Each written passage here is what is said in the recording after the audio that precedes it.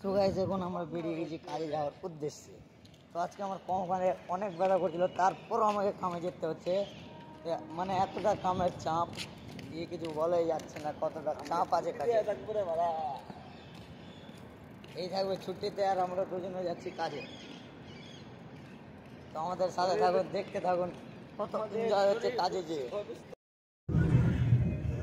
So finally বেরিয়ে গেলাম metro ধরে কাজে যাওয়ার উদ্দেশ্যে। আমরা কাজে যাচ্ছি আজাদনগরে যে আমরা কি কাজ করি আপনাদেরকেও দেখাবো এই ব্লগেই। তো আমাদের সাথে থাকুন। তো এখন চলে আসলাম আজাদনগর স্টেশন। তো স্টেশন থেকে ভিউটা দেখতে পাচ্ছ, মানে কত সুন্দর ভিউ আছে এখানটায়। সো ফাইনালি মেট্রো থেকে নেমে পৌঁছে গেলাম সাইডে এসে দেখছি বারদানি সব টাঙা হয়ে গেছে কমপ্লিট। তো এখন আমরা যাবো বাম্বু বানার জন্য।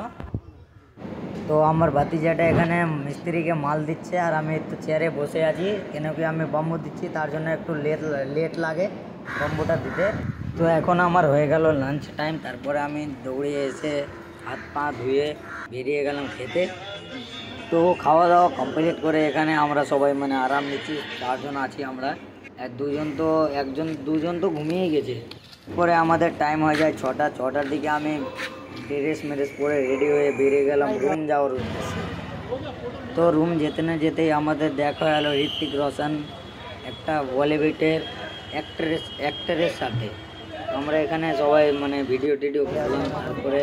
তারপরে আমি নেমে গেলাম বান্দ্রা স্টেশনে, বান্দ্রাতে নেমেছি। তো ছবি তোলা হয়ে গেল। তারপরে তো এখান থেকে আমার শেষ ব্লগটা